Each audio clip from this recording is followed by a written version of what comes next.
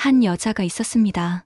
마흔이라는 나이에 너무 일찍 남편을 잃고 세상에 단 하나뿐인 아들 준우를 바라보며 악착같이 살아온 여자 민서였습니다. 민서에게 아들 준우는 삶의 이유이자 세상의 전부였죠.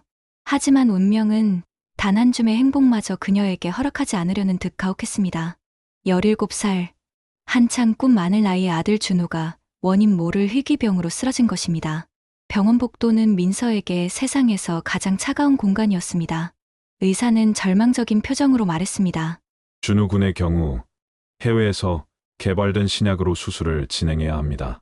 성공률은 높지만 의사는 잠시 말을 끊고 민서의 눈치를 살폈습니다. 문제는 비용입니다. 수술비와 치료비를 합치면 억 단위의 돈이 필요합니다. 억이라는 단위는 평생 식당 주방 보조로 일하며 아들을 키워온 민서에게는 우주만큼이나 멀고 아득한 숫자였습니다. 그녀는 의사 앞에 무릎이라도 꿇고 싶은 심정으로 애원했습니다. 선생님, 방법이 정말 그것뿐인가요? 다른 방법은 없나요? 제가 가진 돈이 의사는 안타까운 눈빛으로 그저 고개를 저을 뿐이었습니다.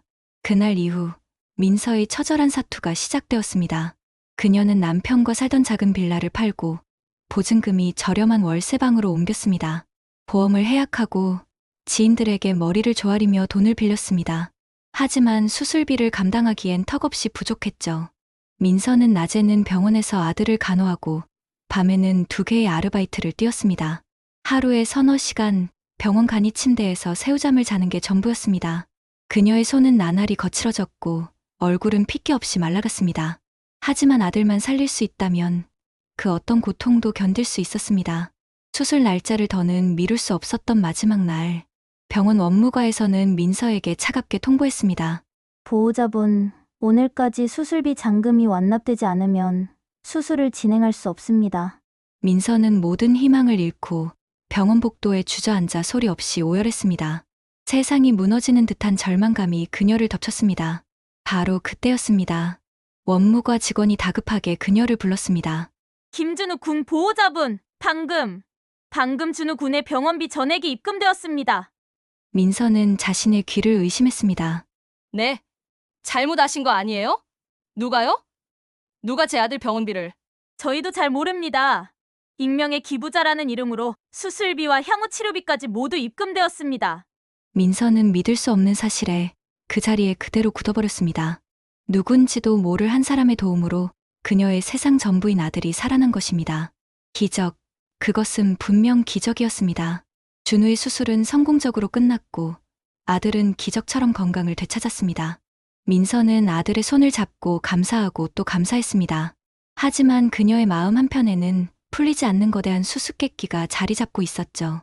대체 누구일까? 얼굴도 모르는 내 아들을 위해 어떻게 이런 큰 돈을...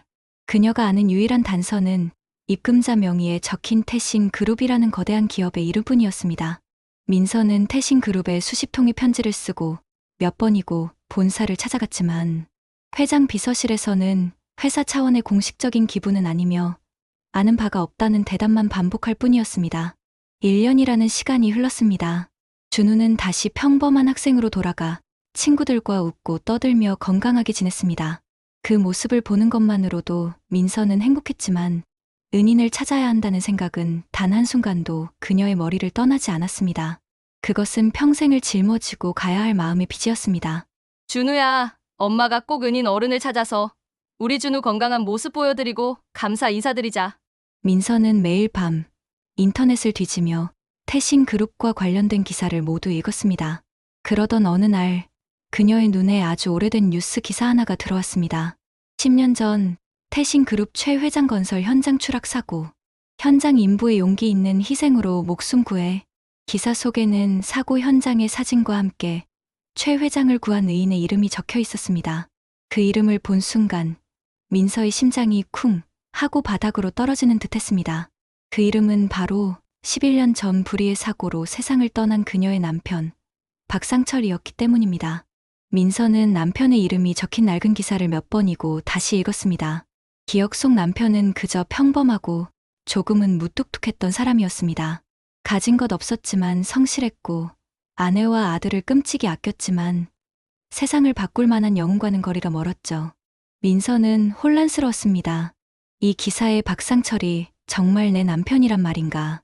그리고 이것이 내 아들을 살린 기적과 정말 관련이 있는 것일까? 의문은 꼬리에 꼬리를 물고 그녀를 괴롭혔습니다. 그녀는 진실을 알아야만 했습니다. 그것이 아들을 살려준 은인에 대한 최소한의 도리이자 자신이 평생을 사랑했던 남편에 대한 마지막 예의라고 생각했습니다. 다음 날, 민서는 태신 그룹 본사 앞으로 찾아갔습니다. 거대한 빌딩 앞에서 그녀는 한없이 작아지는 것을 느꼈지만 물러서지 않았죠. 그녀는 비서실에 최 회장과의 면담을 요청했지만 당연히 거절당했습니다. 회장님께서는 아무나 만나주시지 않습니다. 돌아가 주십시오. 민서는 포기하지 않았습니다. 다음 날도 그 다음 날도 같은 시간에 로비에 앉아 회장을 기다렸습니다. 며칠을 그렇게 보내던 어느 날 그녀는 경비원들에게 쫓겨나기 직전 비서실장으로 보이는 남자에게 다급하게 외쳤습니다. 이것 좀 제발 회장님께 전해주세요. 제발요.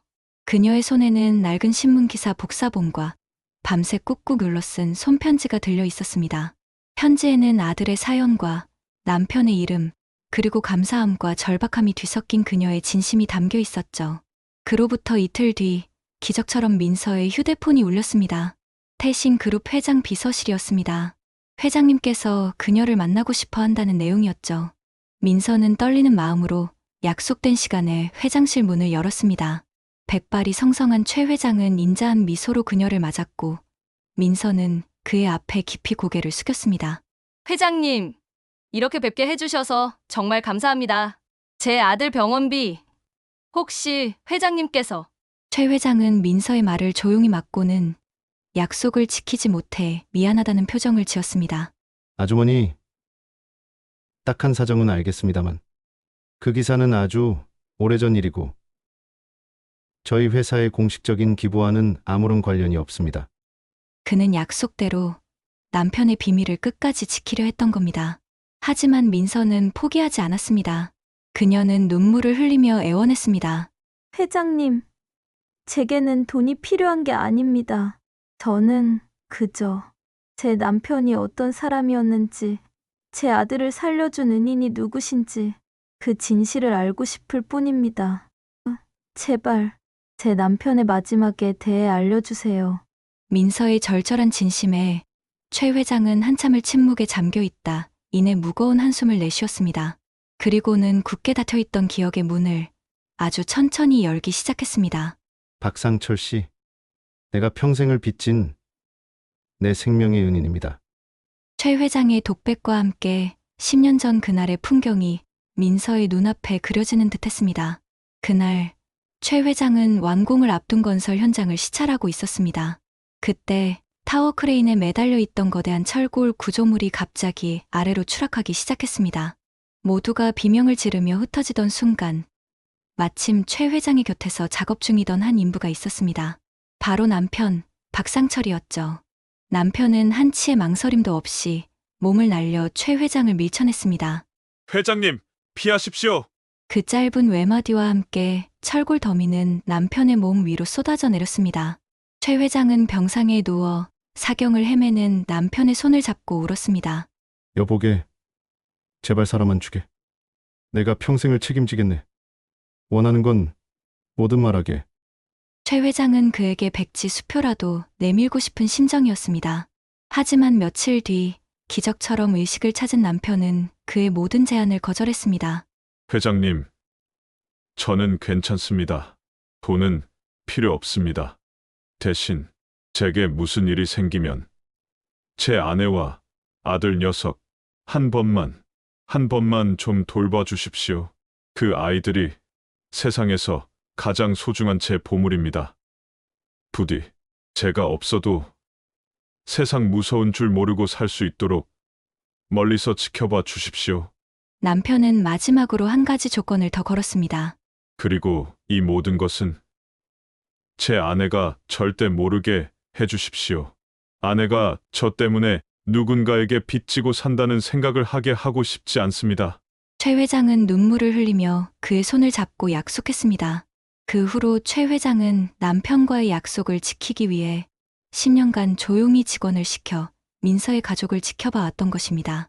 그러던 중 아들 준우의 소식을 듣고 남편의 마지막 부탁을 지키기 위해 익명으로 병원비를 보냈던 것이죠. 모든 이야기를 들은 민서는 회장실 소파에 주저앉아 하염없이 울었습니다. 그 눈물은 더 이상 슬픔이나 절망의 눈물이 아니었습니다. 자신이 평생을 함께 산 남편이 이토록 위대하고 따뜻한 사람이었다는 사실에 대한 자부심과 그 깊은 사랑을 미처 몰랐던 미안함이 뒤섞인 뜨거운 눈물이었습니다. 그녀가 기억하는 남편은 늘 평범하고 조용한 사람이었지만 그의 내면에는 세상을 감동시킬 만큼 거대하고 굳건한 사랑이 자리하고 있었던 겁니다. 며칠 뒤 민서는 건강을 되찾은 아들 준우의 손을 잡고 남편의 묘를 찾았습니다. 차가운 비석 앞에 그녀는 국화꽃 한 다발을 조용히 내려놓았습니다. 그리고는 아들의 어깨를 감싸 안으며 아주 천천히 모든 이야기를 들려주었습니다. 자신이 기억하지 못하는 아버지가 사실은 얼마나 용감하고 위대한 사람이었는지, 그리고 그 위대한 사랑이 어떻게 아들의 목숨을 구했는지를요. 모든 이야기를 들은 준우는 말없이 아버지의 비석을 어루만지며 뜨거운 눈물을 흘렸습니다. 아빠, 감사합니다. 민서는 아들의 등을 다독여주며 남편의 비석을 향해 나지막이 속삭였습니다. 여보, 들려요?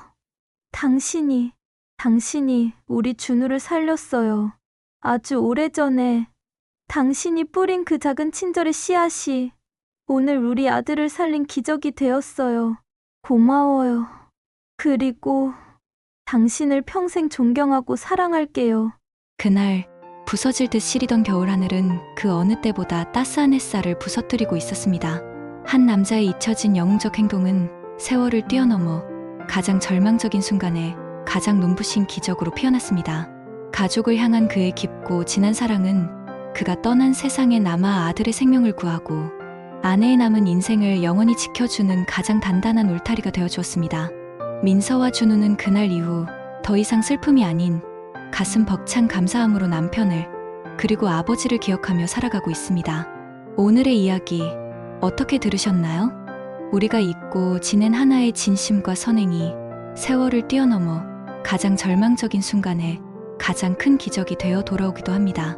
오늘 사연이 여러분의 마음에 깊은 울림을 주었다면 구독과 좋아요로 저희 사연이 머무는 밤에 따뜻한 응원을 부탁드립니다.